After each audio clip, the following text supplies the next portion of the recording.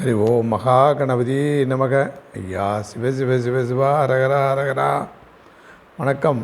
நான் உங்கள் நெல்லை ஜோதிடர் ராதாகிருஷ்ணன் பேசுகிறேன். வரக்கூடிய 1/5/2024 சித்திரை மாதம் 18ஆம் தேதி குரு பகவான் மேசராசியில் இருந்து ரிஷபராசிக்கு பயிற்சி ஆகிறார். எனவே இந்த பதிவிலே நாம் மிதுன ராசியின் குரு பயிற்சி பலன்களை பார்க்கலாம். மிதுன ராசியை பொறுத்தவரை குரு 7, 10 குடையவராக வருகிறார்.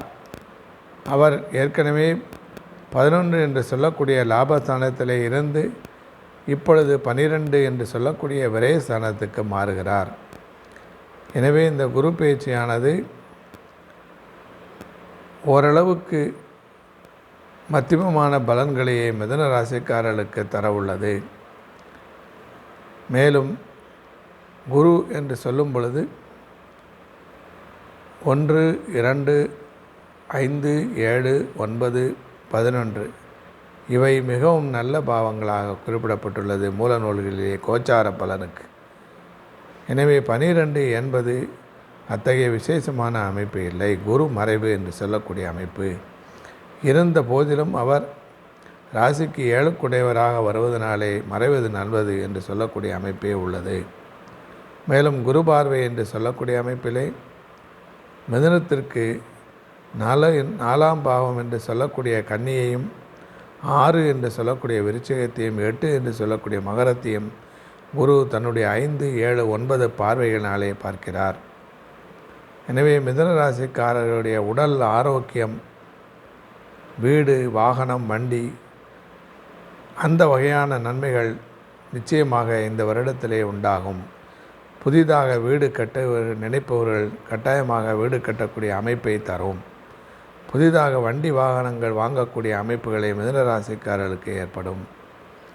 மேலும் 6 என்று சொல்லக்கூடிய அமைப்பிலே ருணரோக சத்ருஸ்தானத்தை குரு பார்வையிடுவதனாலே அவர்களுடைய எதிரிகளுக்கு பலக்குறைவும், கடன்கள் நிவர்த்தியும், ரோகங்கள் வியாதியிலிருந்து விடுதலையும் நிச்சயமாக கிடைக்கும். மீனராசிக்காரர்களுக்கு நல்ல ஆரோக்கியம், சுகஸ்தானம் என்று சொல்லக்கூடிய 4ஆம் பாவத்தையும் பார்ப்பதனாலே ஆரோக்கிய மேன்மை உண்டு. இதுவரை ஏதாவது பெரிய உடல் நோயிலே இருப்பவர்களுக்கு நிச்சயமாக இந்த குரு பயிற்சி ஒரு நன்மையை தரும். அதிலிருந்து விடுதலை கிடைக்கும். மேலும் 8 என்று சொல்லக்கூடிய ஆயுள் ஸ்தானத்தை குரு பார்ப்பதனாலே ஆயுள் நீடிக்கும். மீனராசிக்காரர்களுக்கு அஷ்டம சனி விலகி 9லே பாக்கிய சனியாக இப்பொழுது நடந்து கொண்டிருக்கின்றது. ராகு 10லே இருந்த போதிலும், 4லே கேது இருந்த போதிலும் அத்தகைய தொழிலுக்கு எந்த ஒரு பாதிப்பும் இல்லை. எனவே அவர்களுடைய தொழில் முன்னேற்றம், வருமானம், சம்பாத்தியம் என்பதிலே சனிவினுடைய அமைப்பு மிகவும் நன்மையாக உள்ளது. குரு பகவானை பொறுத்தளவிலே வீடு, வாகனம், வண்டி, உடல் ஆரோக்கியம், தாய், அவருடைய மிதுனராசிக்காரர்களின் தாய்களுடைய உடல் நலங்கள் அனைத்தும் நன்மையானதாக இந்த குரு பயிற்சியிலே இருக்கும்.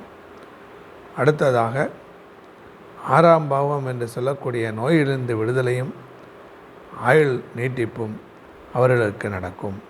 எனவே இது ஒரு மத்தியமான குரு பயிற்சியாக இருந்த போதிலும் ராசிக்காரர்களுக்கு ராசியிலே இருந்து ஓரளவு உடல் ஆரோக்கியத்திற்கு நன்மையும், 4ஆம் பாவம் என்று சொல்லக்கூடிய அமைப்பிற்கு நல்லதும் நடக்கும்.